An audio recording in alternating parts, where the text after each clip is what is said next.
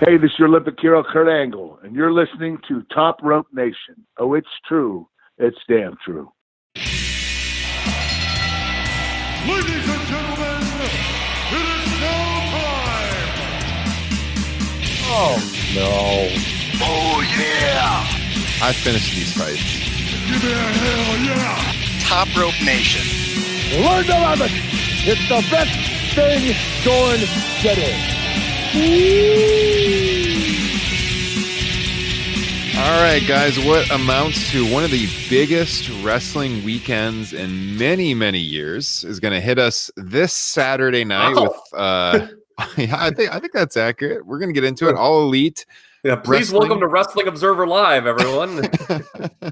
All Elite Wrestling Double or Nothing, the first pay-per-view under the AEW banner, comes at you Saturday night. We're going to break it all down, full preview with you for episode 99 of Top Rope Nation this week. I am Ryan Drosty of comicbook.com, here with Kyle Ross, Justin Joint. We're going to abandon WWE for the most part this week. It's going to be an unusual podcast, but we thought we'd give our full attention to AEW. So we got a lot to say about this show. A big time show, could change the wrestling industry as we know it. We're going to go through it match by match, talk about the significance of the show and everything in between. So let me throw it out to Cleveland, Ohio. Kyle Ross, how's your week going? And what is your anticipation level for Saturday night? It's pretty high. I'm not gonna lie, and it's going well. Yeah, it's going. I'm excited to watch this. See, we're going to talk about it in a little bit. There is a lot of pressure on these boys Saturday night in Vegas. A lot of pressure. That is for sure. I hope they deliver. Justin Joint, anticipation level and what's going on this week? Anticipation is, I'm anticipating it. I'm kind of keeping my hopes level a little bit. And my week's going okay. I've got one of those under the surface nostril zits, and so it just hurts and you can't really pop it. And I bought a bag of mixed nuts today, and it was like 80% peanuts. Nobody wants freaking peanuts. That was the most random text message. I was pissed. Oh, man. As Kyle Ross would say, I was hot. Yeah. What pro wrestler would be like a good comparison to the zit in the nostril that you just can't get rid of, and it's just such an annoyance? Dolph Ziggler. I'm here to show the world. I'm here to show the world. There we go. That's a good one. I was trying to think of something we could say. I gotta say, guy, you alluded to it that we're pretty much going WWE. I think essentially we are going WWE free. That was the plan this week. I gotta say, it actually felt good this week to not have, my pad and paper out, hypothetical pad and paper. I take notes on my laptop for WWE TV and not have all the critiquing and not having to break that down and just being able to kind of speed through it and just kind of being able to, forget it. Yeah. Forget 5 hours of first run television like it never happened. Yeah. I've been looking forward to this broadcast ever since we recorded that Patreon show on Monday, because I don't think we've ever had podcasts where we didn't really address anything going on in WWE. And by the way, people should listen to that if they haven't already signed up, or if they haven't listened to it, our Money in the Bank review. God, right. Did you get the feeling that we were on the real negative end of that show? Like IWC wide? The show got more than 50% thumbs up in the Observer. I almost fell out of my damn chair. I kept thinking about how I would rate that show, and it was just like, I know now we're talking about WWE, but real quickly, yeah, there was stuff to like on the show. I mean, it wasn't like it was all negative, but I mean, the negatives so far outweighed the positives on it. I thought that we did seem a little more negative than most people on it. That is true. We ranted for well over an hour on that show. We had a fun time recording, guys. If you haven't checked it out, it's a Patreon exclusive. It's Top Rope Nation Extra, patreon.com/Top Rope Nation. You can sign up, get those extra shows. I did put up a poll tonight for our Top Rope Nation Classics, also a Patreon exclusive podcast we're going to be recording. We've done 2 of those in the past. God, I can't wait to do another This Week in WWE show. Yeah, and the looking at the results, I threw the poll up. Last I look, it hasn't even been up an hour. I think there's like 30 to 40 votes. The 4 choices, and it came from what we talked about recently, as well as what some of our patrons suggested. We got Super Bowl 1, Super Bowl 2, Survivor Series 98, and WCW Bash at the Beach 96, which was our boy Derek Stropel's suggestion. And Bash at the Beach 96 is running away with it right now. Good. I didn't want to. I was gonna. If Super Bowl 1 was winning, I was going to tell you to immediately fix the results. So we'll be recording that probably here in the next week, throwing that up. Like I said, Top Rope Nation Extra just went up on Monday, which also I got to say it's one of the best intros we have ever had on a podcast. Kyle Ross's suggestion, I mixed it together. You can actually, anyone can hear that if you check out our regular podcast feed. I put up a Patreon preview. It's the first 5 minutes of that Patreon exclusive Money in the Bank show. So sign up, check it out. We'd love to have your support. Our goal is every time we do an exclusive show, get one new subscription. And this show will really take off if we get you guys supporting us on Patreon.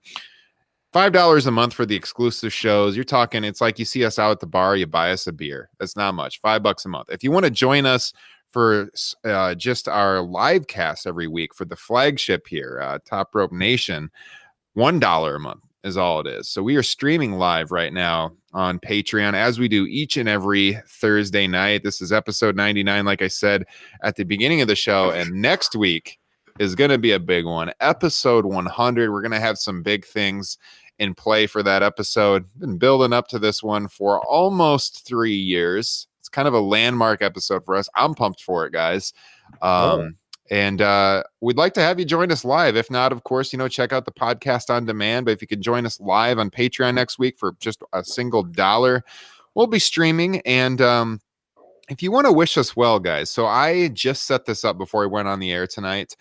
I set up a number where anyone listening to this podcast can call in on their cell phones and leave us just like a congratulatory message on hitting 100 episodes. We'll play them all in the air. I'd love to have a lot of them.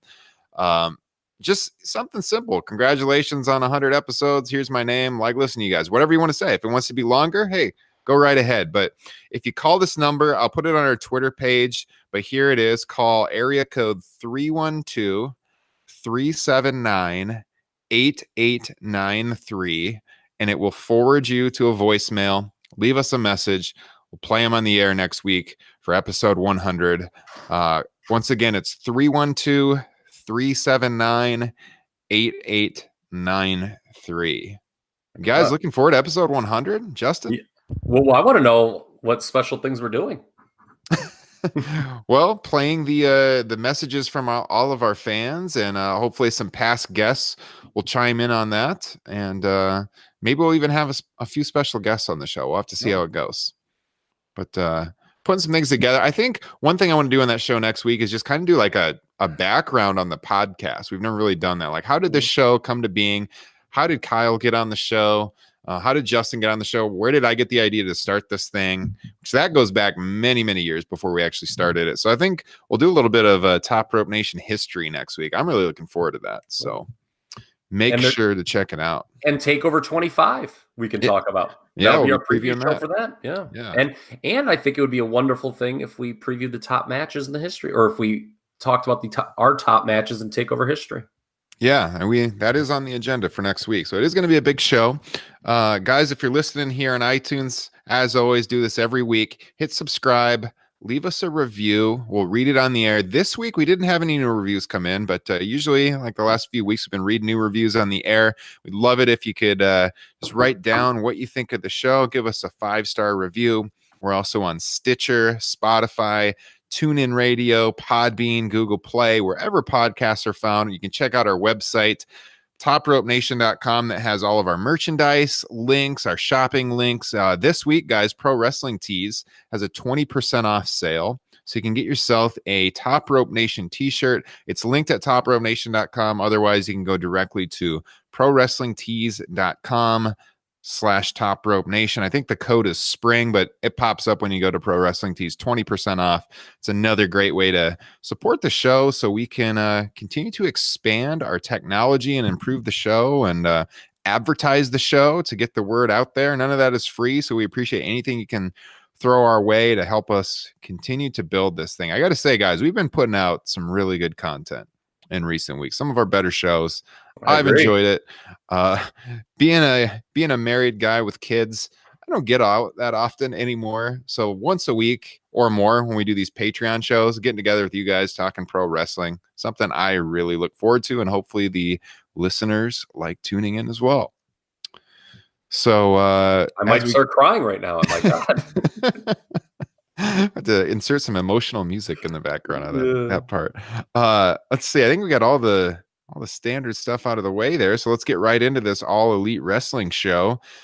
I think it's the big news this week was that one of the biggest matches was pulled from the card. I guess this happened last weekend. So this was the PAC match, Neville of WWE. He was going to be taking on Hangman Adam Page. They've been promoting this match for months. Both of them were at the press conference in Las Vegas. They were at the press conference in Jacksonville. Neville, or PAC, I should say, he's been the Dragon Gate, Open the Gate champion. And he brought the belt with him to the press conferences. So they've been promoting that as well. And turns out he can't do the show. And reading the Observer this week, it's kind of interesting because I think because we were told it was creative differences. But I think everyone assumed that was because PAC was going to lose the match to Page, and holding that belt, Dragon Gate doesn't want him losing cleanly to anybody. But as it turns out, according to the Observer this week, PAC was going to win the match, but that was going to set up a big match with Kenny Omega down the line where he would have to lose. And now we don't know when PAC is going to lose that Dragon Gate title, but as long as he has the title, he's not going to be able to lose. And so they didn't want to take a chance that he would still be champion and he'd have to win every single match. And they don't want to put him over Hangman Page at Double or Nothing for no reason. Like Page is going to be one of their top stars. And so to have him beat Hangman Page and then not be able to go on to work Omega, they couldn't take the risk. And so they've canceled the match. What was your first reactions when you heard about this, Justin? Because I'm sure you were looking forward to the match. What did you think? Yeah, it's so weird. Like, did they not even have any kind of discussions about where this was going to go? Like back at that Jacksonville rally they had, when they first announced it. I mean, I don't know. I really think it's a work. It just doesn't make sense that it's just now coming to a point where like PAC doesn't want to lose when he has the title, but he's had the title for a while. Why they never would have questioned that before. Yeah, and it seems like it's coming from the promotion too, like just Dragon Gate in particular. Like they really protect this title and they don't want him to lose. And like I said, he was going to win Sunday, but he'd lose down the line. And if he still has the title, losing wouldn't even be an option. And so to put him over Page without being able to do this long-term story for sure, it was kind of a risk for AEW to do that. Kyle, what are your thoughts on this situation? I don't know what to make of it.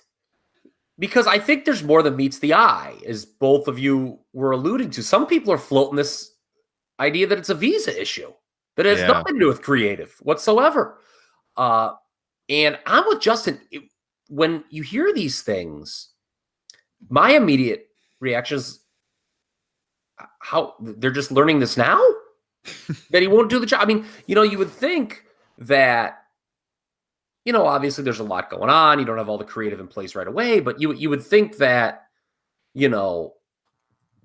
less than 2 weeks, 10 days before go time, it's an issue now. So that was kind of strange. And on being the Elite this morning, Hangman Page is apparently out with a knee injury anyway. I don't know if that's a work or not. So we shall see. So that's the angle. I think that's the angle they worked at the show they did in Nottingham because they did. Yeah, PAC attacked him with the chair after the match and said there's no reason for me to come to Vegas anymore. Right. So it was still supposedly up in the air if Page would wrestle at the show though, and maybe he'd have a surprise opponent. But yeah, it looks like he's not going to wrestle now. Now we do know there's going to be some surprise appearances in the Battle Royal, which we'll get to later on. But As of right now, it looks like Page is selling this injury and he's not going to wrestle, which is kind of a huge deal because he's one of the top push stars of this new promotion. What did you think of the match? I thought it was good. It was really odd to watch. That ring they were wrestling was so small. Like that really kind of threw me off. They didn't have much space, but like they got in a lot of high spots and their big signature moves. I thought it was a pretty good match all around. It was in a very small venue with a very small ring, but I mean, good for Adam Page to fly all the way over to the UK to do the match. I read AEW paid for everything. I mean, paid to put the match up on their YouTube channel and everything. What a forward-thinking company. Unbelievable. So I've never seen a company like this before. Well, speaking of that, Tony Khan, who's kind of running the show for from the Khan family, who's financing this whole deal. According to the Observer again, they could have maybe presented the match and done like a no finish or a draw or something at Double or Nothing, and he didn't want to do that because he didn't want to piss off the fans. Well, okay, there is a right way and a wrong way to do a draw. Are we all in agreement on that? Yeah. Okay. Like the finish was really weak, obviously, that they did over in England. The DQ, yeah. Yeah. I mean, it was real. I mean, just to like kick. I mean, that's like that would be weak on a Raw. I mean, if that finish happens on a Monday Night Raw, they're getting crucified on Twitter.com. You know they are if they do that finish. Mm-hmm. I thought watching the match, I thought, oh, okay, this is a pretty decent little run through for a bigger match they're going to do probably next week. Well, now they're not doing it. I thought that it was a very standard 2019 match. I thought Meltzer was too high at 3 3/4. I gave it 2 3/4. Ooh, I thought I would be higher than that, but yeah. I thought, you know what I'd like to see retired in modern wrestling. This goes for all promotions. Too many non-believable near falls in wrestling. And like, I had a problem with that. Like, they were going for these pins. I'm like, no, this is, I mean, obviously you knew. So maybe that hurt this match watching it. You knew what the finish was already. But like, to me, yeah, they hit high spots, but like, I don't know. I thought it was a very typical 2019 wrestling match with a poor finish, personally, which is why I went with the rating I did. The moonsault Page hit to the outside was pretty awesome. Especially like, there wasn't much space there in this small venue. That was a pretty sweet moment. But we'll talk about what I'm looking for out of this promotion later. And I got news for you. It ain't moves. Okay, there's a tease for you. Yeah. Well, apparently PAC is still he has good relationships with everyone in the company, and they'd love to bring him in the future, but it sounds like they're not going to be able to bring him in until he drops this Dragon Gate title. And apparently Dragon Gate doesn't have plans to take the belt off him anytime soon, and he's happy working there. So yeah, and we got kind of away from that here, but with the whole concept of a draw, I guess Meltzer wrote about it. I can't remember the match, but he said Tony Khan watched some match that was really going good, and then it was like Will Ospreay. It was a Will Ospreay match, wasn't it? Mm-hmm. I'm like 99% sure. Yeah, it was. Okay. And it kind of had a shitty finish, and the crowd shit on it. Mm-hmm. And he's like, I don't want to do that on my show. Well, there are ways to do a no contest and have it be acceptable. Like have it being like a completely out of control brawl. I go back to Ground Zero. Shawn Michaels and The Undertaker. Nobody was really complaining that was a non-finish at the time. Okay, yeah, they can definitely do draws, but they're banging the drum of wins and losses matter. So I just don't think part of it. You can't do it on the first show. Yeah, that was a big part of it, and they've been promoting this match for months. Okay. Yeah, I understand where they're coming from. It sucks though because it could have been a really, really good match. Hopefully, we get it down the line, but. I think a lot of people were looking forward to this one. When you look up and down the card, and this was one I had penciled in as possibly the match of the night, but we're not going to get it right now, but maybe down the line. But I think the whole idea is they want wins or losses, and they're not going to put PAC over a guy who's going to be one of their top stars, Adam Page, unless they can work this long-term program. From what I read, they were going to come back with like a 6-man match at their one of their next shows where it's going to be like the Jacksonville show, yeah, with the Bucks and Omega, and then that was going to set up the eventual Omega PAC match, but I think for now. At the show, Adam Page should still come out, and then Enzo Amore comes out to challenge him. Oh dear God! The last person to beat PAC. Please, yeah, that's true. That is true. Yes. Yeah, undefeated for 20 months. Yeah. Who was the last guy to beat him? Enzo for the cruiserweight legend, Enzo Amore. So let's just talk about this next item on our agenda. And by the way, if you're a member on Patreon, you get our agenda every week. You can see our show notes, what we're going off of here. What is your expectations for this show, and then the promotion in general? Kyle, you kind of hinted a second ago that you're going to get into what you're looking for out of AEW. My expectations for this show are very high. I mean, as long as they've been promoting this one singular event, I feel like their pressure is really on for them to hit it out of the park. They got to create a buzz. They got to have some surprises. It can't just be a standard show with some good matches. They've got to get people talking somehow, some way. And so my expectations are high. I'm a little nervous it's not going to deliver. I hope it does. It sounds like they got some surprises in the works. I watched this interview on their official YouTube channel that Tony Khan did just a couple of days ago. And I mean, he talked it up. He said that this was going to be one of the greatest pay-per-views in the history of wrestling. He did. And this is a guy who's seen most like you can tell listening to him talk, he is a huge fan. He's seen most pay-per-views in the history of wrestling. And he reads the Observer, so he must know it all. Yeah. I mean, he laid it out there. He's just going to be one of the greatest pay-per-views in the history of professional wrestling. So, I mean, they're not shying away from the pressure. They're diving straight in. So I have high expectations for the show. AEW in general, I have modest expectations for right out of the gate, but then I think they do have the potential to grow. I mean, they're relying on this lapsed fan mentality, and I think there is something to that. I do think they can build off of that. Looking at like what kind of TV ratings they're going to draw on TNT in the fall. I was kind of talking with one of my good friends about this earlier. He's a patron of the show, Tim Jensen, and he had asked me what would be an acceptable or an exciting television rating for them to draw. And we know WWE with Raw and SmackDown, like right now, it's coming in like the low 2 millions usually, and that's incredibly low for them historically. And I told him like 1 million viewers right out of the gate for AEW, I would look at as a positive. Because with 1 million viewers, they're clobbering what Impact Wrestling has been doing for a long, long time.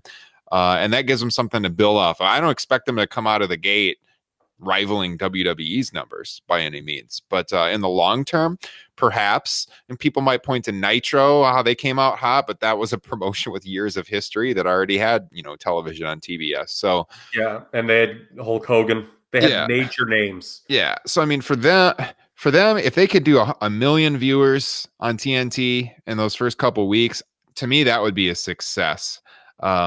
Before we go to Kyle, because I know he's got some written down thoughts on all of this. I actually don't. Let me go to Justin first. What are your expectations for the show and the promotion in general? Well, I don't think this event is as live and die as I think of a lot of other people. Like, I don't think they need to blow anybody out of the water. I think they just need to. I think they need for really nothing to go wrong more than anything. Because I mean, even if it's not a blow your mind show, they still have TV coming. They still have other stuff coming. And I think that's just a lot more important. Having said that, for me, the show's not about my expectations for it. It's just about my curiosity. I'm very curious to see what the production values are going to be like. Just the look of the show. I'm curious about the entrance theme music, because at the MGM hype show they had, it was really generic. And I know that's probably not a big deal to a lot of people, but it could be looked at as, if it sounds generic, they might look at it as a more generic company. If it's not up to snub with, what WWE puts out there. And really I think all they need to do is no production flubs and have 3 matches that are just, above 4 stars. And I think they're fine. You know who's out there for the hiring is WWE's longtime theme music guy, Jim Johnston. Oh, there you go. They let go of him quite a while ago, so he's available. And the only other thing I'd say is the surprises. I am expecting at least one big surprise, and I can only think of 2 names out there. So I don't know. Maybe you guys can help me think of some more. Yeah, I mean, the one for me is probably Moxley, former Dean Ambrose, would seem most likely. It looks like CM Punk got people talking earlier today, but he's doing MMA commentary that night. But so like, unless he pulls like a Chris Jericho and appears in 2 places on the same night, it's probably not going to happen. Like, isn't that even like something that would be the easiest thing to pull out of? Like, are the people going to that show to hear his commentary? I mean, it's on UFC Fight Pass, I think, but it is a smaller promotion. It's in like around Palm Springs, I think. So it's not like a long flight away. I don't know. It's probably not possible he could appear at both, but I feel like CM Punk is the one that would get people talking the most. I mean, those MMA diehards will not be able to live without CM Punk. Maybe he can dip out early. Brazilian jiu-jitsu. But I think we would all agree of the possible surprises, like that would be the biggest one they could pull out of their hat. That would really get people talking. I think Ambrose will get people talking, not to that level, but of the ones that are realistic, probably Ambrose is the one that would be the biggest one right now. What do you think, Kyle? You know what the biggest surprise would be? A big name that's not John Moxley or CM Punk. Because everyone's talking about John Moxley and CM Punk. Okay, but so who? What would that name be? Yeah. I don't know. That's what makes I don't think there really is any other big names that would shock anybody. Like Kota Ibushi, who, they said re-signed with New Japan. I mean, Hulk Hogan a few months ago said he tweeted he's got to work with these Bullet Club boys. Yeah, he's back into the fold in WWE. Yeah, it just seems like all the big names are in WWE that could actually work, that would get people talking. So I don't know. So let's talk about AEW and Double or Nothing, aren't we? So I want to go back to Justin's comment about expectations and whatnot, and what does this show have to be? Does it have to be a blowaway show? I think what's actually working, I'll have to choose my words carefully here, against it, perhaps, is the hype train for this show. I mean, Ryan alluded to earlier, the comments made by Tony Khan, not only Tony Khan, but Cody, Brandy Rhodes, they were hyping this as like the best show you'll see in years, if you're going to come out and say that.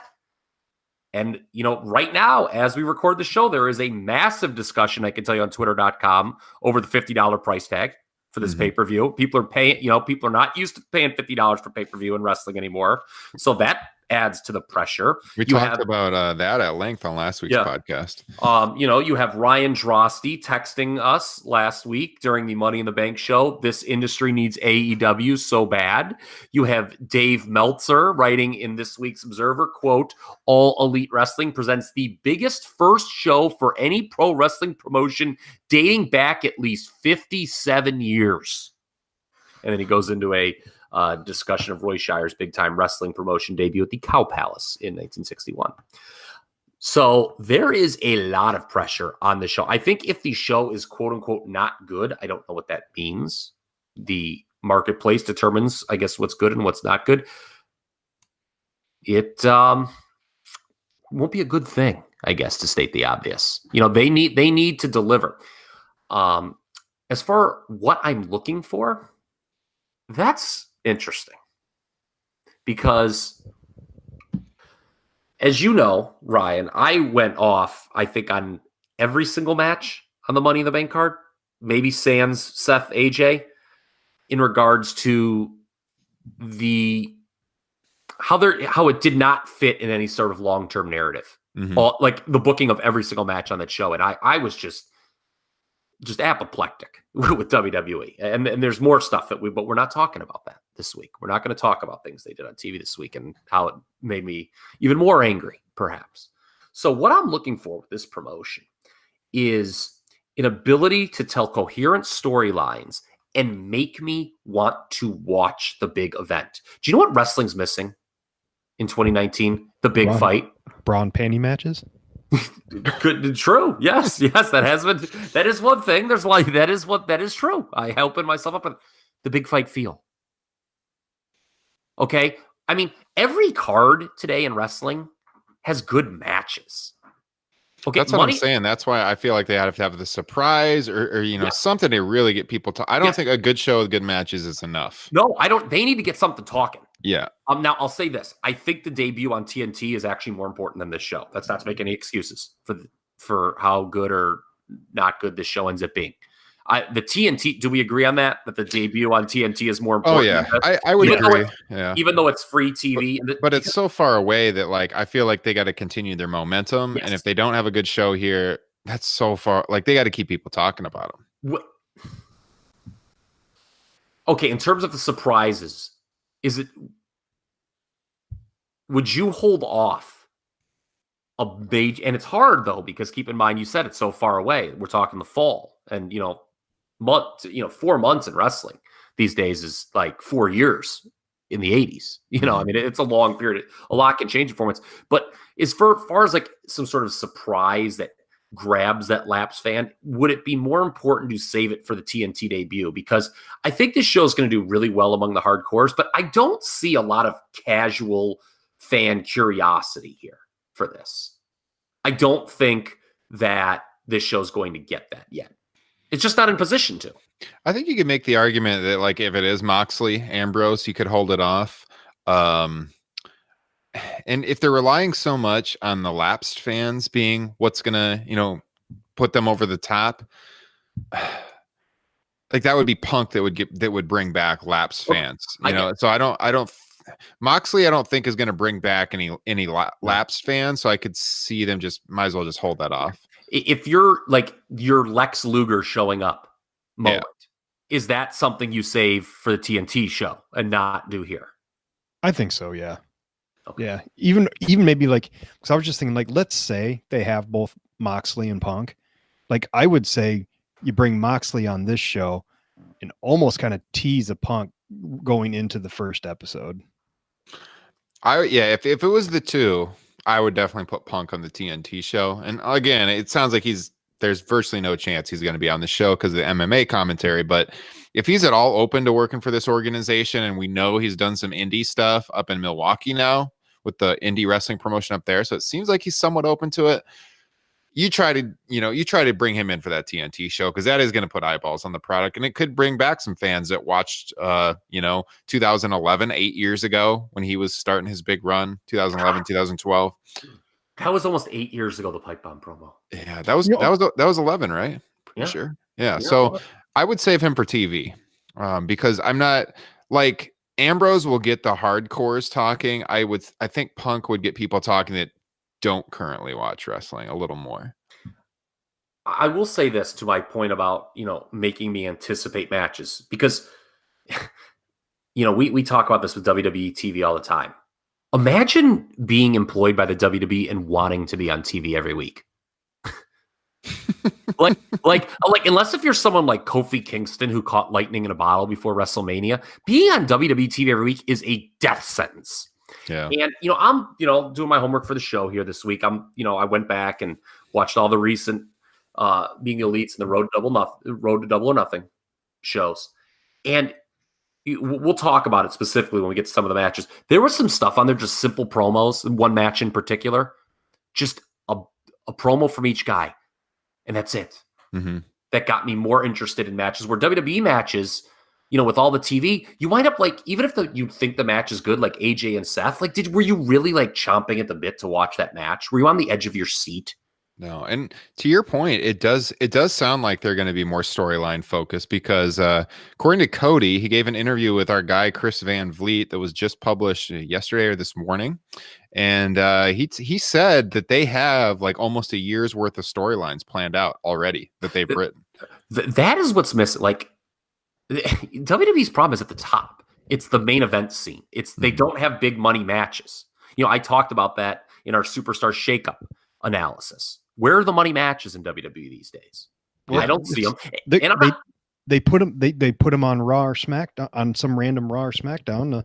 In hour two, a year before they could have built to something big with it. Yeah, because there's no long-term discipline. Yeah. I mean, even look at something like, I know John's schedule is what it is now. They did Roman Reigns, John Cena on like, what was that, a 3-4 week build at a No Mercy? And that's, I don't care what you say, internet wrestling fan, that's a WrestleMania main event. Yeah. Okay. I really, just whatever. So that's what I'm hoping for. Coherent, long-term storytelling and making me really look forward to a match. Pro wrestling when it's at its best, I shouldn't even have to say this. The fact that I have to like, hopefully everyone knows this, and everyone's like, of course you fucking asshole.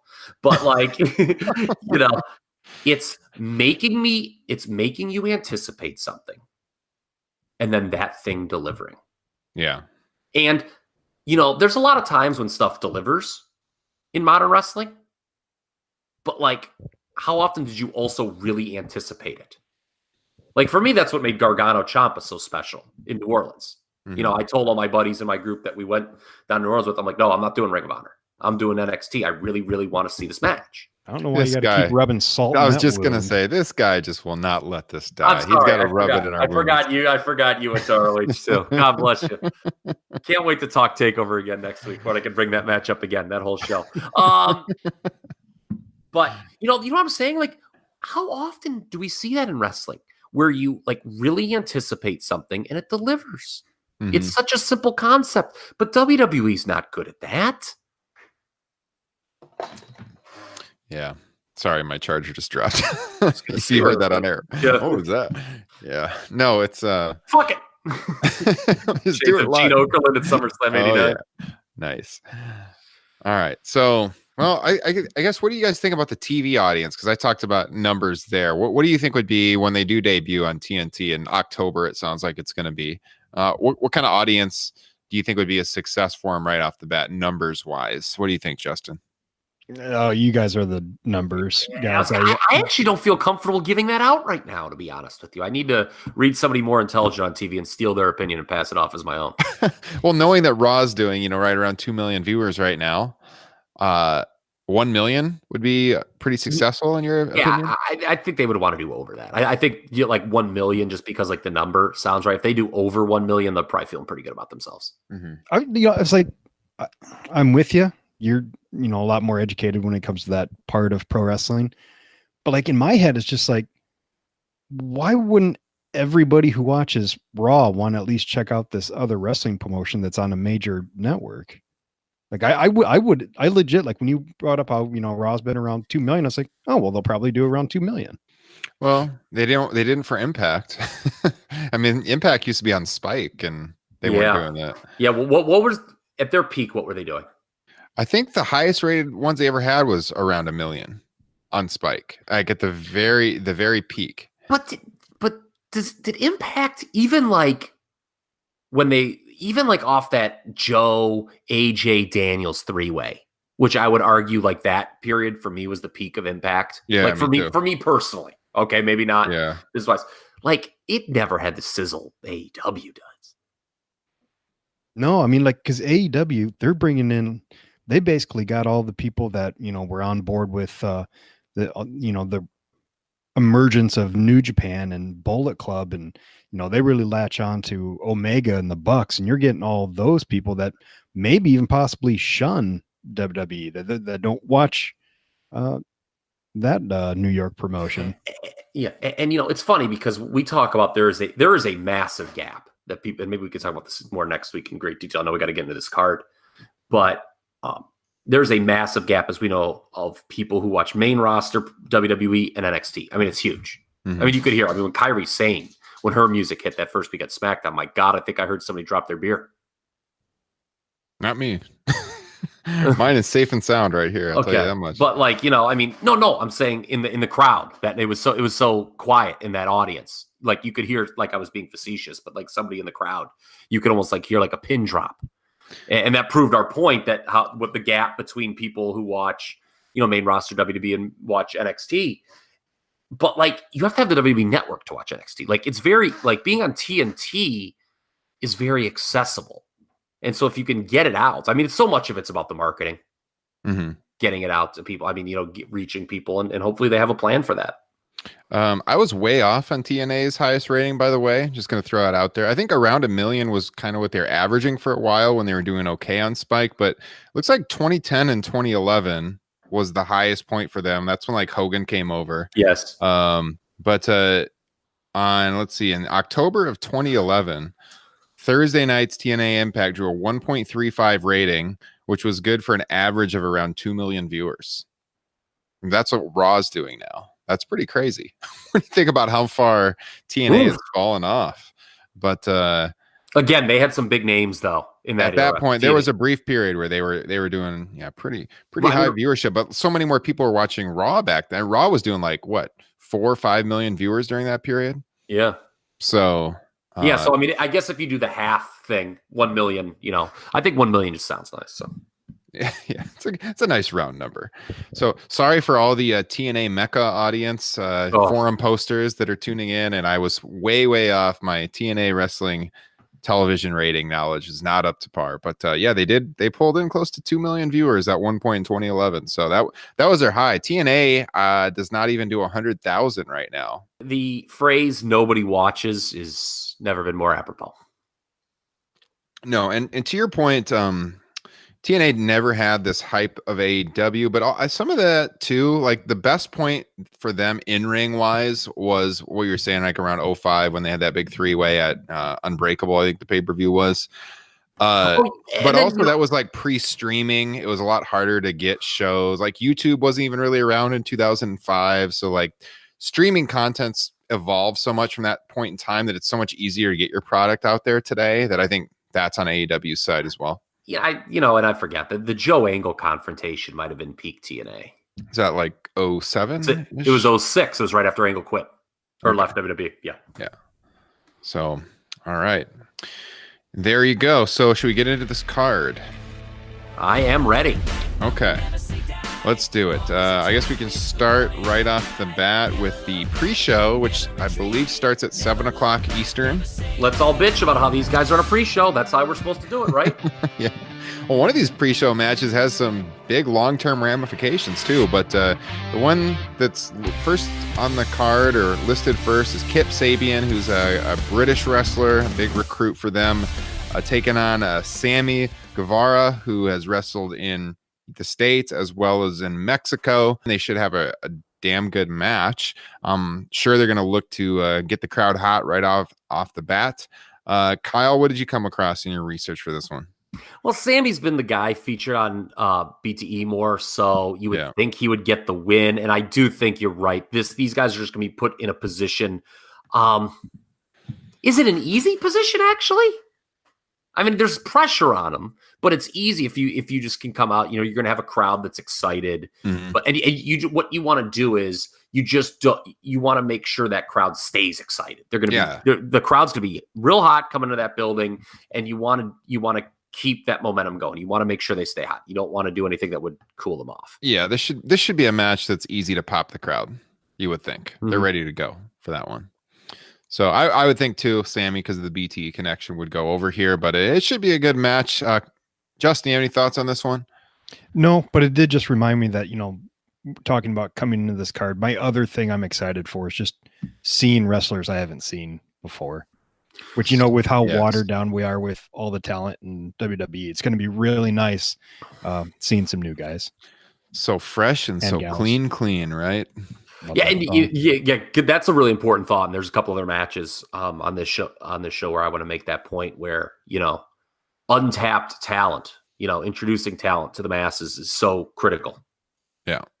Then the other pre-show match, and this is one with long-term ramifications, is the Casino Battle Royal, which the winner of this one will go on to face the winner of Omega and Jericho for the inaugural AEW World Championship. So this is a big match on the pre-show, and most people think this is where the big surprises could come, because I believe they're going to have 4 surprise entrants in the match. And when you look down the list of the guys that are actually in the match, God bless them, but like, you don't think any of these guys are going to be the ones challenging Kenny Omega for the world title, right? Nope. So hopefully it's Kyle Ross's favorite wrestler, Sean Spears. Ty Dillinger. There you go. Well, he's already been announced. And look, okay, God bless him. I know he told Sean Ross Sapp this afternoon that, WWE didn't take advantage of the perfect 10 gimmick. That might be true, but you know what? He wasn't a top of the card guy for WWE, and I don't even think he's a top of the card guy for this promotion, quite frankly. What do you got to say about that? Shots fired. Kyle Ross is getting hot. He's doing well enough for himself. Okay. The crowd will pop for him. They'll be excited to see him, but no, you wouldn't want Sean Spears in the world title match down the line. The guy you want is Glacier, obviously. Glacier Kenny Omega. There it is. Oh no. It's a 21-man casino battle royale in Las Vegas. Vinny Vegas is winning this one. Yes, there you go. Oh, by the way, I just real quick, I want to show if WWE did something like this where they put a battle royal featuring, and I mean no offense, mid carders, that the winner's going to get a title shot on the pre-show of a pay-per-view, the fucking wrestling internet would blow their minds. That's true. That is true. Now it's got to be someone. It's got to be one of the mystery people that win this. Just looking down, it's not going to be Billy Gunn, right? They've been pushing MJF, but it's not going to be him. Now one guy I am pretty interested in seeing this match because I think he's really talented is Brian Pillman Jr. He's not going to win it, but I don't know how much you guys have seen of Brian Pillman Jr. But our good friend Liam O'Rourke actually worked with Brian Pillman Jr. recently over in the UK, and both of them. This is a good point to talk about this. I wanted to get to this on the show. Liam is doing a panel on Sunday as part of StarCast about Brian Pillman. Of course, Liam, we've had him on the show twice, I believe. Big supporter of Top Rope Nation. His book, Crazy Like a Fox on Brian Pillman, is one of the best wrestling books you will ever read. Love that book. So obviously he was picked to be on this panel. And Brian Pillman Jr. is obviously going to be on that as well. It's on Sunday at StarCast. You can stream it through, I believe, Fight TV. I'm probably gonna order Sunday just to watch that. I'm looking forward to that. But I am looking forward to seeing Brian Pillman Jr. in action here. Yeah, I thought he just worked. He worked for Schwann for MLW, and I thought that was the best he had looked. Mm-hmm. So I'd seen. People could check that out. It's easy to find. I thought of our good friend Liam the other day as I was actually doing a little bit of work for my match recommendation of the week. I happened to scroll by Brian Pillman's ECW debut. God, what a moment that was. That's where that came from in our text thread. Yeah. Yeah. God, that may have not just been one of the finest moments in wrestling history. That may have been one of the finest moments in life. I think I'm going to reach out to Liam, get him back on Top Rope Nation, talk about what he experienced in Las Vegas. Mark is a guy who believes that OJ didn't do it. One of the all-time greatest things ever uttered on a professional wrestling show. Yes.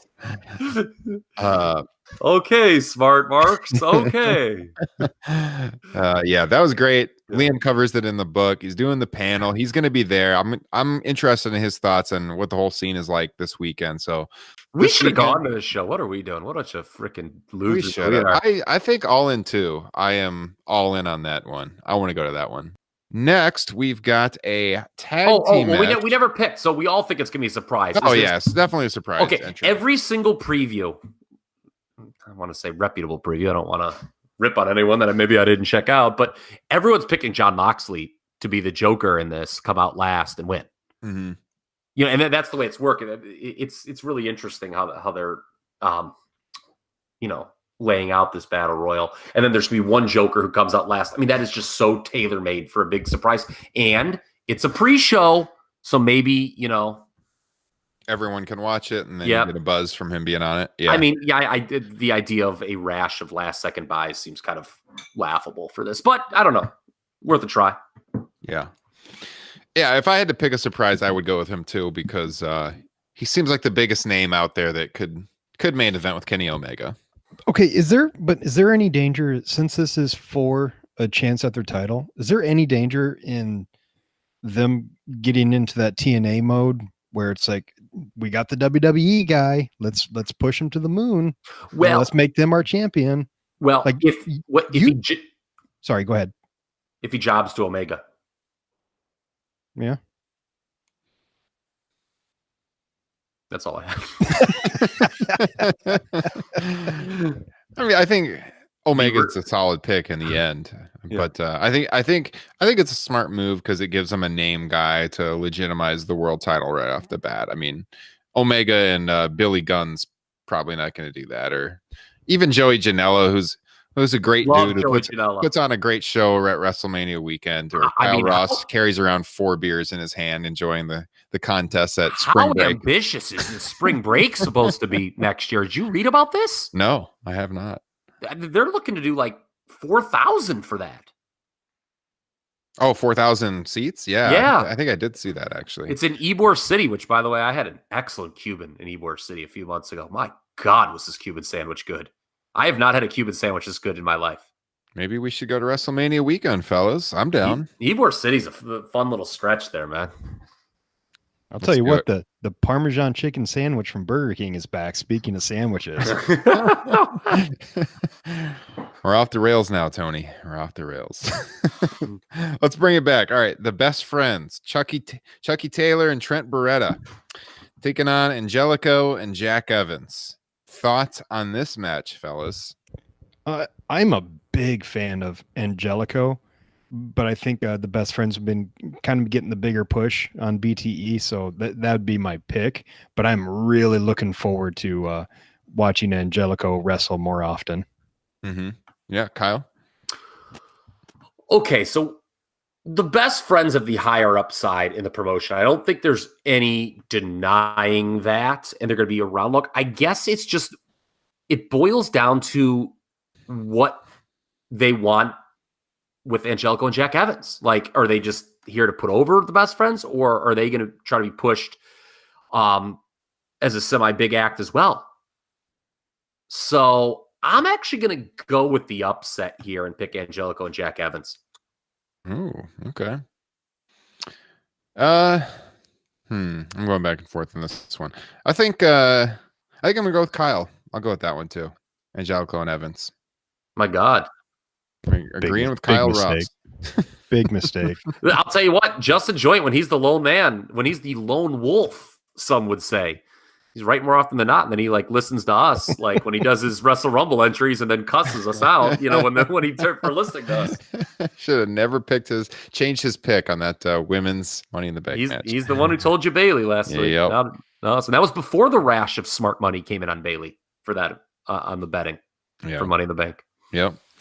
All right. 6-woman tag team match. Kyle, I am not super familiar with these ladies. I don't know how confident you are at the name pronunciations on this one. Oh, you want to try it out? I don't know. That's Jim Ross's job, baby. Yeah, that's why they pay him the big bucks for it. Okay, so no, I'm not going to claim I'm an expert on this match either. But it's really funny when you talk. We mentioned Jim Ross here. I guess I just did, but and you see the name Aja Kong. Okay, It takes me back to when was my first introduction to Aja Kong. It was actually the 95 Survivor Series. Remember they had that women's match? Maybe you didn't, because not a lot of people were watching. And it was. I do not. I've seen the pay-per-view, but I do not remember the match. Okay, well, they put over Aja Kong strong on this show. And you guys should watch. This is not the Kyle Ross I Love the Sport match of the week, but you should watch this because it's funny for what I'm going to say. It was the Vince McMahon, Mr. Perfect, Jim Ross announced team. Late 95. Mr. Perfect actually returned to the promotion that night. And Vince McMahon, you talk about a guy who didn't have a damn clue on commentary. He was a little lost calling that women's match. And there was this awkward point in the match where he goes, "All right, JR, and you take it again." And I'm just thinking, how far we've come with Jim Ross, haven't we? Because something tells me, it might be a struggle for him some 24 years later. Yeah. Calling this one compared to 95 JR when he was the guy who had quote unquote done his homework. He was the expert. He was bringing us the facts. Look, I like Jim Ross a lot. Met him a couple times. Very nice man to me. But his announcing has left a bit to be desired in recent years. So I hope he's back on the ball for this show. They have officially, he's officially the announcer of AEW. Yeah, I think they've been calling him the voice of AEW. So, for fuck's sakes. Yeah.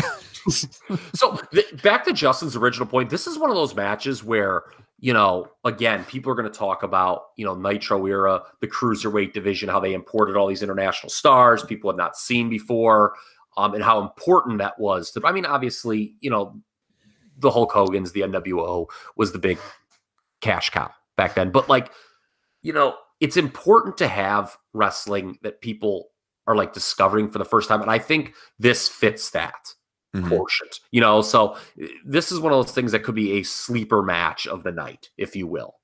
This is one that you could have the GIFs on Twitter circulating early on. Yes.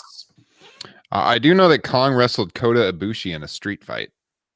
There's Wow. something you can check out on Twitter By or the way, I believe YouTube. Mr. Perfect had all the how'd you like to take her home remarks during Survivor Series 95. That's another thing if you want to fire that one up on the network.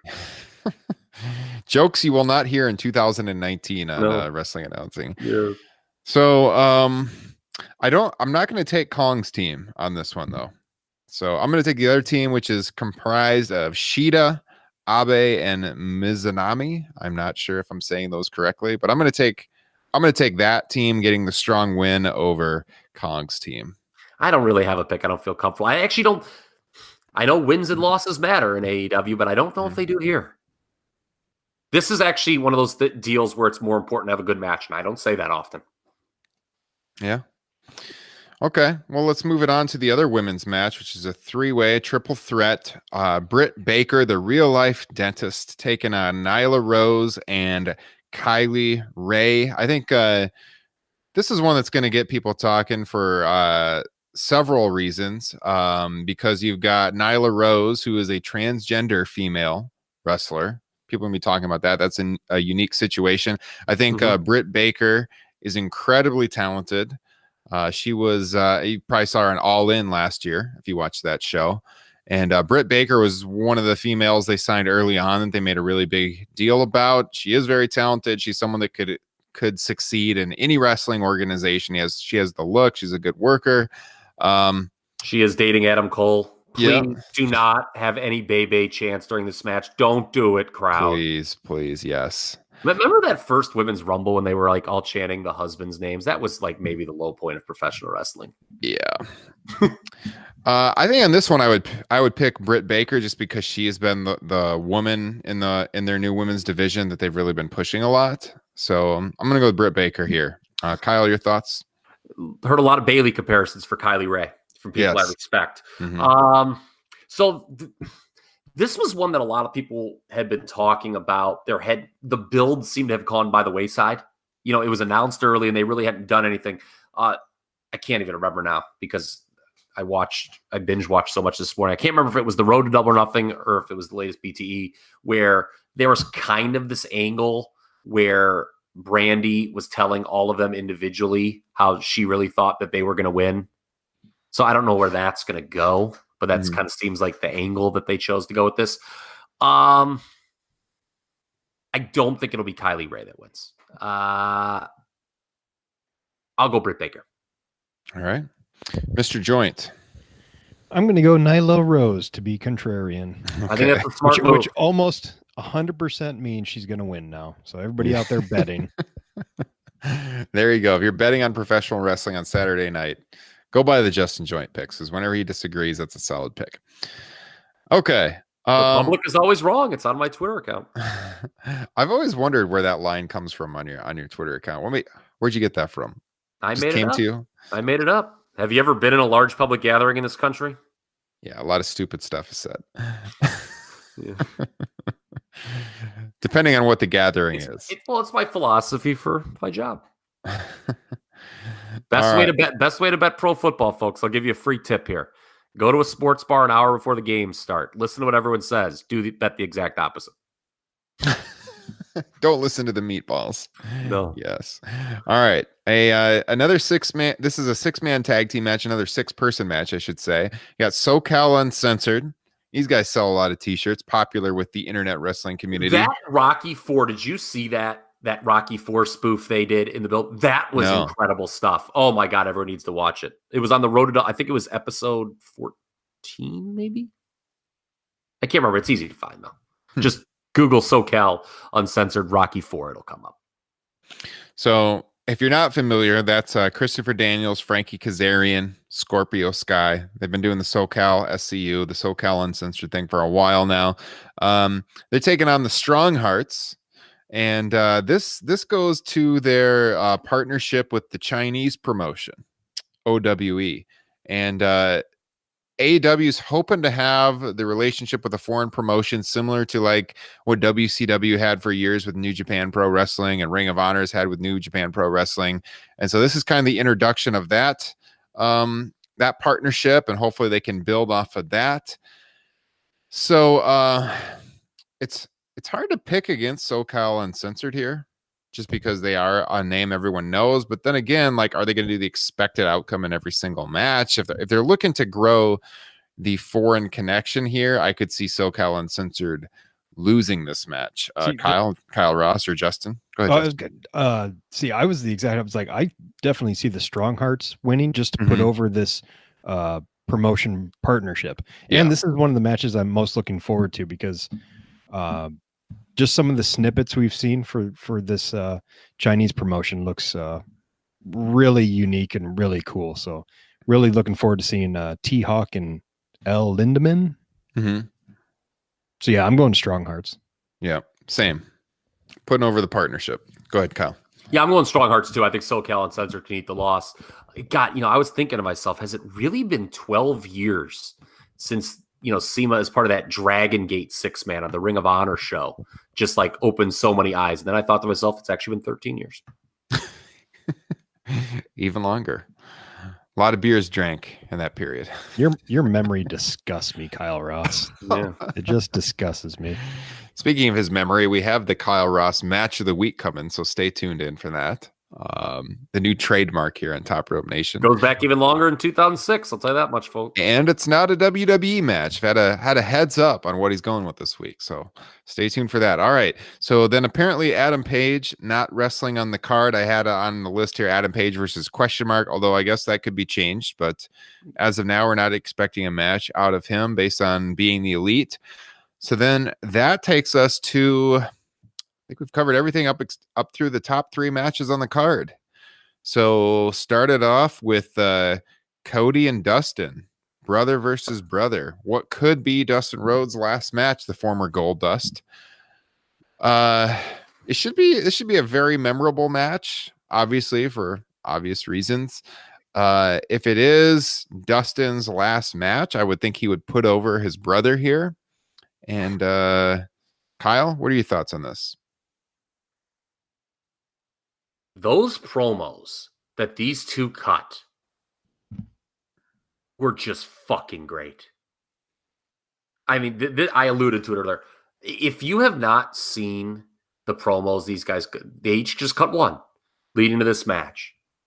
Pause the podcast if you're listening and go watch them now on the chat. It was some of the best promo stuff I've seen in a long time in terms of storytelling. Both guys told the exact story they should have from their perspective. Brother versus brother usually does not work, but these guys kind of made it work, at least in the promos. They did not have a good match at Fastlane 2015. We know that. I suspect the working boots will be on both.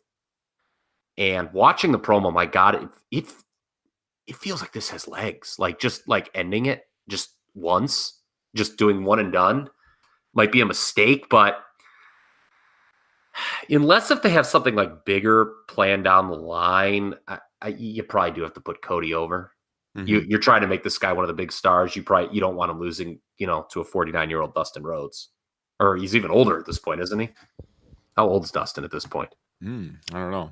Google that while I remind the listeners that this week was actually the 3-year anniversary of WWE releasing Cody Rhodes. As luck. Yes, I saw that. By the way, I lied. He is not 49. He's 50. Yes, he just turned 50 last month. Yeah. Kyle, you don't remember off the top of your head what episodes those promos were on, do you? No, I actually saved the links. I'll send them to you. Okay. They were just so good. I was like, this, because a lot of people were saying, this is the match I'm not looking forward to the most. I mean, it's these people who think, moves are the end all be all. I don't agree with that. Spot monkeys are bust. Yes, I don't agree with that. I mean, yes, from an in-ring perspective, we shall see. But God, the promo work was great for this. And I've been as critical as, I think Cody does an incredible job projecting as a superstar. I've been critical of his in-ring work. But, we shall see. I think Cody did a great job at All In against Nick Aldis. We'll see. Mm-hmm. I'll Justin, pick Cody. I'll pick Cody. All right, and I got Cody. Kyle's got Cody. Justin?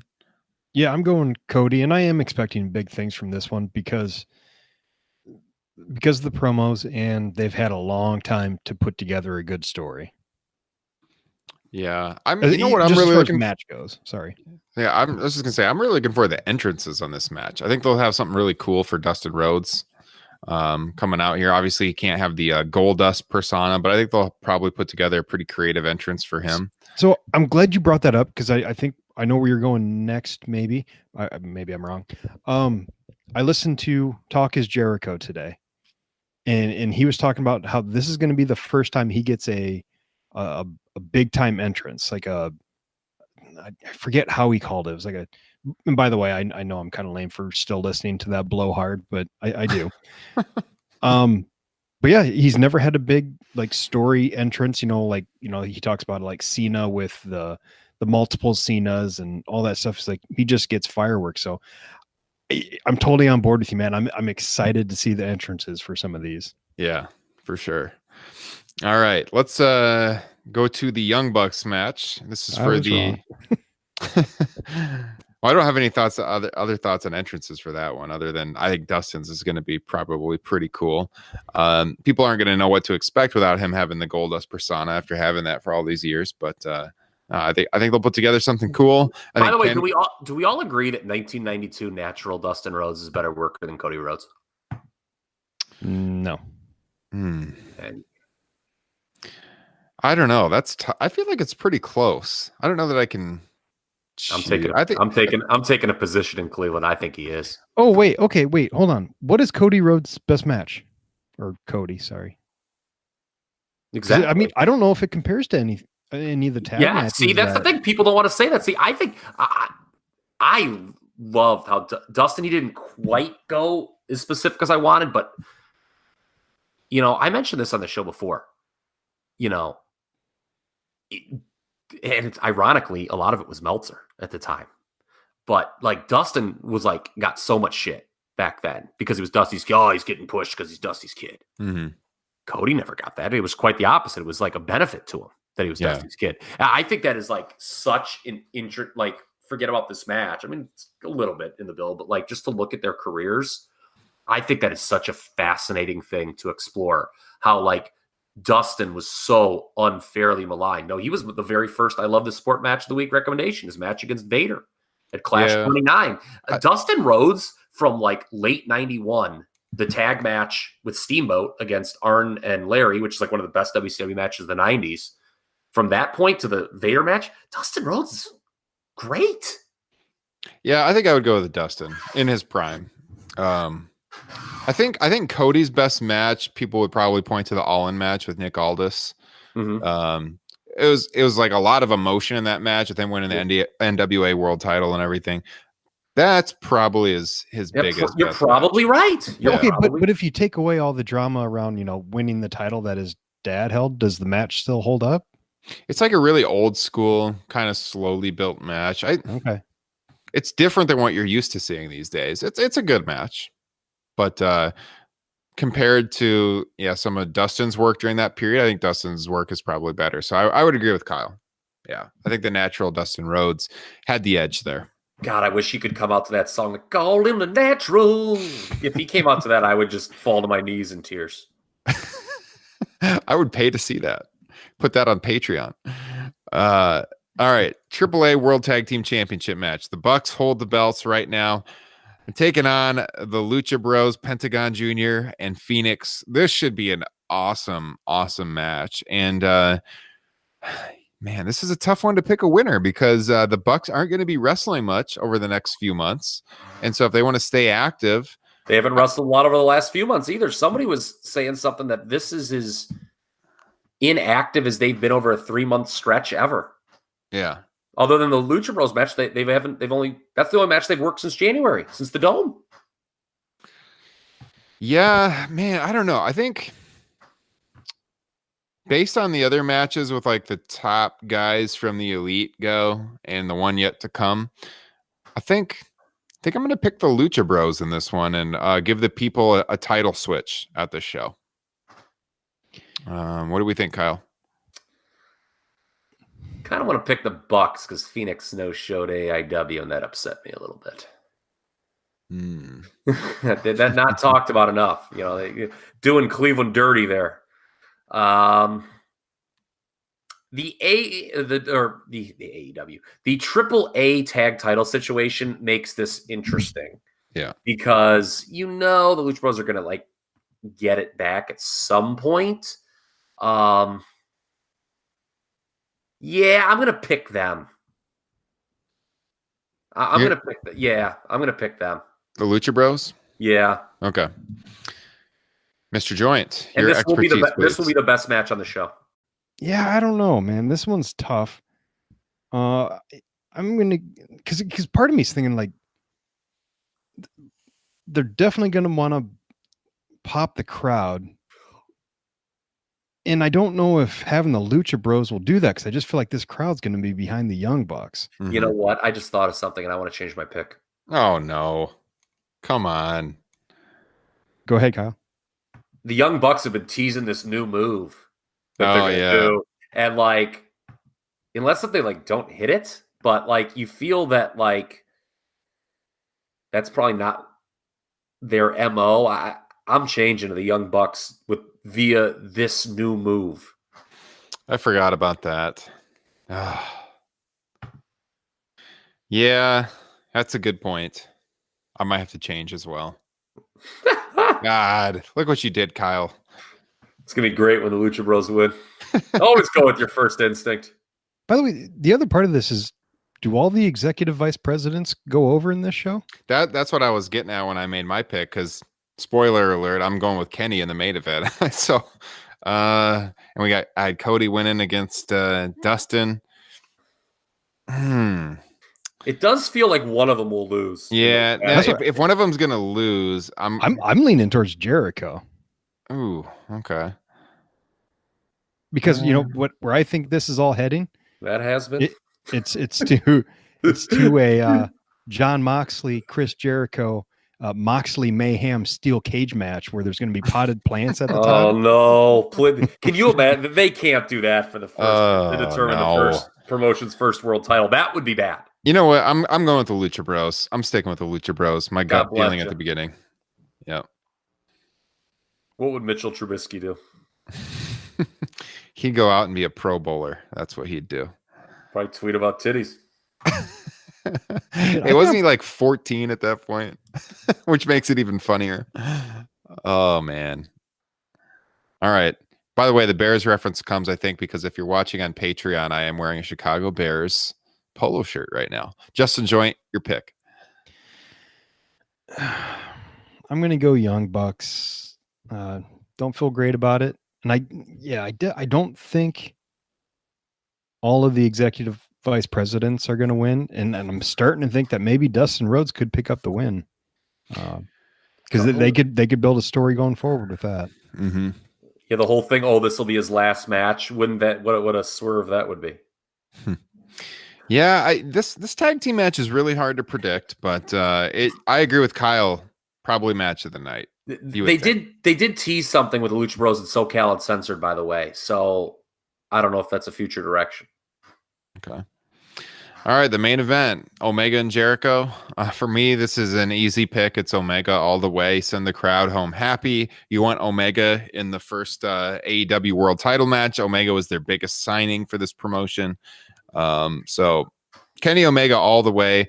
Justin, you talked about Jericho bragging about whatever entrance is planned for him. We know Omega always has awesome entrances in his big matches with New Japan, and I expect nothing less here. So should be a good match. They had a good match at the Tokyo Dome about a year and a half ago at Wrestle Kingdom 12.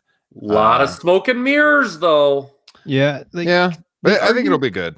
The argument for Jericho is that, number one, he gets his win back, and that's a way to carry this feud going forward, maybe.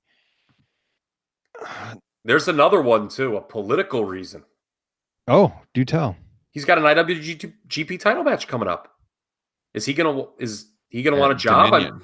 Yeah. I mean, what about? I mean, you talk about all these promotions not wanting guys to lose. I mean, is he gonna want to lose going into that? I don't. I what can't does New Japan say? I can't go with anyone but Kenny Omega here. I'm with you. Philosophically, and Meltzer laid this out, Kenny Omega should not lose. I mean, he's the guy you want him. If you want him to be the guy, he has to win this. Okay, yeah, well, he's the major star of the promotion. Okay, Especially against a WWE hold guy. on. Right? Yeah, but but Ryan keeps saying he's the biggest guy in the promotion. He's the biggest signing. That's to a certain segment of the fan base, but an argument could be made that Jericho is the much bigger star. Yeah, historically. On a national level, yes. Yeah. But Jericho doesn't really get people talking like Omega does among the crowd that they're playing to. And Omega is a pop cultural. He's transcending wrestling right now. I mean, with the t-shirt deal with Hot Top, I mean, this guy has sold thousands and thousands of t-shirts. They just had the documentary made on him that was aired in Canada and I think is going to be airing in the rest of the world very soon. That was very good. Did you guys see that, by the way? I did not. Omega Man. It's really good. Check Where it out. did It's you not, see it? I saw it online. Someone uploaded it to like YouTube or something. I think is where I watched it. It's really good. It aired in Canada already, and that's someone uploaded it. I checked it out, and that's worth watching. I think I can't come up with any good reason to beat Omega here. He is obviously the guy they made the face of the promotion when they signed him. It was the biggest signing. I can't imagine having your first AEW world title and putting Jericho in. Like maybe if this was like 10 years ago, but like even in WWE, Jericho hasn't been around the world title situation really in a long time. He is a name that people know, but like he hasn't even been in WWE much the last few years. So and yeah, because like, okay, well, we all think the surprise, because remember, the winner of this is wrestling a surprise is what we presume the surprise Joker entrant in the Casino Battle Royal, right? Yeah. We all think that the surprise entrant's going to be a quote unquote name guy from the past, right? Right. You can't have like two guys from the past compete. So yeah, the more we've talked about this, the more I feel, philosophically, I'm right with you, Ryan. I think Kenny Omega has got to win this. And shouldn't Chris Jericho here, it's real fresh. We're going to talk a little bit more about Chris Jericho, some might say, for the next couple minutes. But his role in this promotion should be like Terry Funk in ECW, right? Mm-hmm. Like he shouldn't be like considered like the workhorse or the standard bearer. I mean, I've always kind of chuckled at how Jericho took this best in the world thing that was from gimmick to getting some people to actually believe it. Because I'll be very blunt with you, I don't think there's been a single time in history where Chris Jericho would ever be considered the best wrestler in the world. Yeah, no, I don't think he was ever in contention for that. I mean, God bless him. I've enjoyed I've really enjoyed his work at certain points, but he's here to put over the future, and Kenny Omega's the building block of the promotion. Yeah, agreed. Justin, you going with Jericho, or have you been persuaded to change your mind? Oh, like I've argued this entire time, I'm going with Kenny Omega. Nice. And I'll say this. Let's say it's Jon Moxley is the guy who wins the Battle Royal. Omega beating Jericho, then Jon Moxley's not a bad way to establish Kenny Omega as your champion. Yeah. Beat two former WWE guys. Mm-hmm. They did that a lot with Shane Douglas in ECW. Didn't really work very much, but they did it. Yeah. All right. Well, there is your card for Double or Nothing. You can tweet us your thoughts at Top Rope Nation. Tweet along with us on Saturday night as we follow the show. Kyle, I think this brings us to your signature moment on Top Rope Nation. I think it is time for the Kyle Ross I Love This Sport match of the week. Take it away, Kyle. Okay, so I already kind of teased a little bit. I watched CyberSlam 96, Brian Pillman's ECW debut. What was I doing in the 1996 ECW folder? Well, the guys over at Between the Sheets, they always look at This Week in Wrestling, a past year, and the new episode they did, they had hyped, quote, one of the best matches in ECW history. And I looked at the date and I said, I don't remember one of the best matches in ECW history. And I consider myself fairly familiar with 1996 ECW. And it turned out it was Too Cold Scorpio against Shane Douglas. And and it was a good match. I went back and watched it. I I saw the guys at the DVR, their decade end poll, which was done a long time ago. Obviously, they had it just on the outskirts of the top 20. But I always like to do a tie-in. Trust me, I'm going somewhere with this. Work with me. I always like to have a tie-in to our week show for the match of the week. Originally, I was thinking, maybe one of those unheralded Bret Hart matches. Maybe one of the Hakushi matches would be this week's recommendation. But no. That recommendation from Between the Sheets got me thinking about a match that I do think is one of the best matches in ECW history. That actually, that Shane Douglas 2 Cold Scorpio match led to. Heatwave 96. It was Shane Douglas, 2 Cold Scorpio, and Pitbull 2, all challenging for the ECW television title in, I believe, the first Four Corners match, I can recall, against Chris Jericho. Nice. Full circle. Yeah. So ECW. Now, I didn't write the date down. If you go to July 96 ECW TV section, it says it literally says the matches that week. It's like the middle of July, because I know Heatwave, I think, was I want to say it was July 15th, 96. So whatever the episode would be after that date, that was what was on there. So check that out. When nice. It holds up. And I'm somebody who, quite frankly, doesn't think a lot of ECW holds up. I did not give a lot of high star ratings to ECW matches, quite frankly. I did not drink the Kool-Aid, quite frankly. When the second half of 97 hit, I lost a lot of interest in ECW. I'll be very blunt, but loved the promotion in 1995, 1996. And it's funny, talk about coming full circle. Chris Jericho, totally opposite end of his career. Yeah. Young and up and comer. Definitely. All right. So check that out at Kyle's recommendation. Tweet us your thoughts. Send us an email. Speaking of sending us an email, we had an email from a longtime listener of the show a few weeks back. I didn't get it on the show at the time. I told him I'd get it on eventually. I'm going to read this one. It's a little longer, but it relates to AEW and some of these other promotions here in the United States. So let's talk about this before the end of the show here. This comes in from Dalvin Brown. He says, "Hello, Top Rope Nation. This is Dalvin, and I've reached a breaking point. Since I live in Brooklyn, New York, I decided to go to both MLW shows in Queens, New York during WrestleMania weekend. I had a lot of fun, and for good reason as well. With the hype of AEW continuously building every single week, it seems, and there has not been a show yet, soon there will be, I find myself getting frustrated with the wrestling community at times." He says, "Look, everyone got tired of WWE and wants an alternative. Impact, I gave up on a long time ago due to the drama off TV. ROH has been making questionable decisions, but MLW makes me happy. The thing is, as soon as a talent leaves from WWE, ROH, or Impact, all I see is just things said that talent should go to AEW. Where are all these wrestling fans when MLW is on TV currently? They have a talented roster, but you do not hear anyone saying anything about the promotion, really. It's upsetting because if the elite went to MLW, then all of a sudden everyone would be an MLW fan. It makes me upset because I see a company trying so hard to gain success, support, and have talented individuals. However, no one mentions it, really. I'm an MLW fan and became a bigger fan when Jim Cornette went to the promotion as well. Sorry for making it drawn out and long. I just needed it for it to be said. Am I wrong to be upset as a pro wrestling fan? Do the fans favor one company over another when one of these has television already? This was before AEW announced their television deal. Or am I overreacting to a point?" So what do we think? Does MLW not get enough attention? I mean, they do have a pretty highly regarded television show that you can watch on YouTube for free. I think, Kyle, have you said on this broadcast before you think MLW has the best weekly television show in the United States? Or I've heard someone say that before. I did not say that. No, and by the way, anytime Jim Cornette commentates a match, you're in for a treat. Still has it, by the way.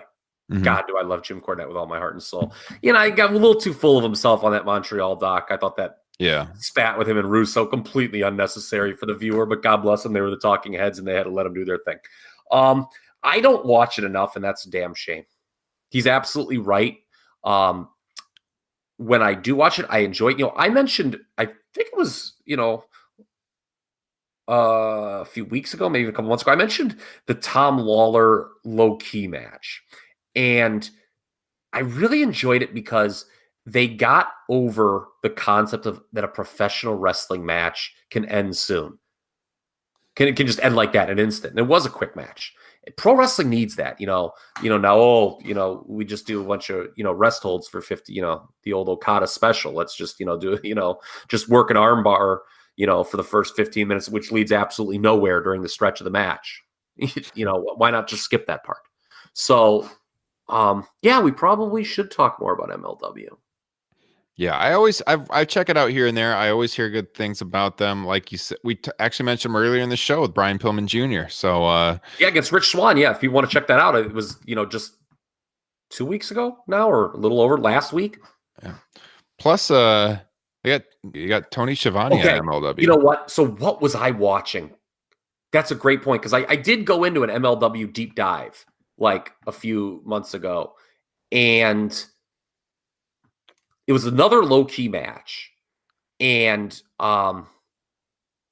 Schiavone was on commentary, and it was funny because, I was never a huge Tony Schiavone fan, when he was, the voice of Nitro or anything. Mm-hmm. But he was, so much better than, most modern pro wrestling announcers, I feel, listening to him. He just had this kind of, credibility in his voice. Yeah, he brings you back, that's for sure. So I thought he did a very good job. God, what match was I watching? I'll find it. I'll think about it. Probably when I'm sleeping, and I'll wake up and start shouting. It was definitely low key against somebody. And it wasn't the Tom Lawler match. Yeah. Well, another thing about MLW that's been cool is them reforming the Hart Foundation. So Brian Pillman Jr., as we said, Davey Boy Jr., and Teddy Hart, they've been running with that in recent months, which has been pretty cool to see. So, I mean, I have nothing to say but to recommend them. And I agree they don't get enough attention because they do have they have big names involved. They put on quality shows. You hear people deep within the wrestling business and deep wrestling Twitter, I should say, talking about MLW. But yeah, they haven't seemed to have broken through with the being the elite crowd as much, and they probably should get more attention. There's a lot of good wrestling going on here in the United States right now, and more eyes on these companies is always a good thing. Justin, was low key versus Phoenix. Okay, there you go. And I'll look up the date here while Justin speaks. Justin, familiar with MLW? Checked out any of their work at all? Did we see them WrestleMania 34 weekend? No. Then no, I'm not. Yeah. You can check it out on YouTube. They put out all the Fusion episodes on there. So, I mean, it's worth checking out if you got time for sure. And they do put on quality content with Schiavone on the mic. You get that kind of throwback feel as well. So, it was September 6th. The match took place of 2018. Okay. So there's another Kyle Ross recommendation. And by the way, I think when you said best weekly pro wrestling show around, it wasn't MLW. I remember that was CWF Mid-Atlantic at the time. Oh yeah, you did. Which is another show. Unfortunately, they've had some issues and maybe aren't at where they aren't where they used to be. But yeah, you can watch a lot of free wrestling out there. Ken, if you like wrestling and WWE just makes you mad, a lot of alternatives. Oh yeah, you like hopefully wrestling? You can get your fix elsewhere easily. Yeah, even through the award-winning WWE Network, watch the old stuff. It's true. Watch Cheat Wave 96. All right, so enjoy All Elite Wrestling's debut pay-per-view. It's a huge moment on Saturday night. I know myself and Justin will be watching it over here at my place, as well as a couple other friends. Hopefully, I cannot get too drunk at the Indians game. I need to be zoned in. Kyle will be watching it. You can tweet us your thoughts at Top Rope Nation. Email us topropenation@gmail.com. Again, guys, check out the Patreon page. You can get our exclusive shows like the Money in the Bank review that Kyle and I did earlier this week. It was a fired up show. I would highly recommend it. I got to give a shout out to our newest patron, Forrest Pierce. Thanks, Forrest, for joining the Top Rope Nation Patreon page, getting all the benefits of the exclusive shows. We'll be sending out a exclusive Top Rope Nation die cut sticker to him in the mail for being on the $5 tier here in the next couple of days, and all kinds of other benefits. So check it out at patreon.com/Top Rope Nation. Subscribe in all the podcasting feeds. Leave us a review, especially on iTunes. We'll read it on the air next week, where we will be presenting episode 100, talking about NXT 25. We're going to be talking about the history of Top Rope Nation and how this show came together. And one more time, if you want to send us a congratulatory message, leave us a voicemail at the following line. It's 312-379-8893. Guys, I had to pay for this, so please make use of it. Leave us a well wish, that we can play on the air. Hoping to get a few of these to play on the podcast next week. If you've ever wanted to be on the show, here's your chance. It can be as brief as you want or as long and drawn out as you want. Have your not too long and drawn out. Well, I was gonna say you can leave us an audio message full of love for Mr. Kyle Ross if that's what you want to do. Okay, make it long and drawn out. there you go. So leave us a congratulatory message over the next 7 days for episode 100. It'll be on there next week. With that being said, I am Ryan Drosty, Kyle Ross, Justin Joint. Enjoy this weekend. Catch you next week. Peace.